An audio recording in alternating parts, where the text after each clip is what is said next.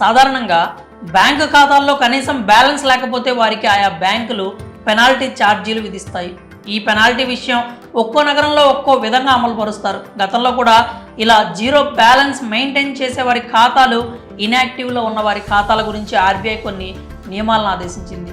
అయితే ఇప్పటికీ కొన్ని బ్యాంకులు మాత్రమే ఆ విధానాలను పాటిస్తున్నాయి. ఇక తాజాగా రిజర్వ్ బ్యాంక్ ఆఫ్ ఇండియా కీలక నిర్ణయం తీసుకుంది. 2 సంవత్సరాలుగా ఎలాంటి కనీస బ్యాలెన్స్ లేని అకౌంట్లపై ఎలాంటి పెనాల్టీ ఛార్జీలు విధించవద్దని బ్యాంకులకు ఆదేశాలు జారీ చేసింది. చాలా వరకు బ్యాంకుల్లో జీరో బ్యాలెన్స్ అకౌంట్స్ను మెయింటైన్ చేసుకునే అవకాశం ఉంటుంది. అయితే బ్యాంక్ అకౌంట్స్లో మినిమం బ్యాలెన్స్ను కూడా మెయింటైన్ చేయాలి. జీరో బ్యాలెన్స్ విషయమై శాలరీ అకౌంట్స్కు ప్రత్యేక హక్కు ఉంటుంది. హెచ్డిఎఫ్సి, యాక్సిస్ బ్యాంకుల్లో కనీస నిల్వ 1000 రూపాయల నుంచి 10,000 వరకు ఉంటుంది. అయితే కొన్ని ఖాతాల్లో కనీస అమౌంట్ కూడా ఉండదు. మరికొందరు వారి అకౌంట్స్ను సంవత్సరాల తరబడి ఉపయోగించకుండా అలా వదిలేస్తూ ఉంటారు.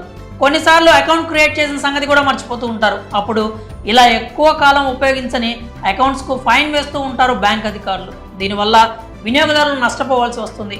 కాబట్టి ఈ పరిణామాలను దృష్టిలో ఉంచుకొని మినిమం బ్యాలెన్స్ మెయింటైన్ చేయలేకపోయినా కూడా ఎటువంటి పెనాల్టీ ఛార్జీలు విధించవద్దని చెప్పి ఆర్బీఐ కీలక ఆదేశాలను జారీ చేసింది.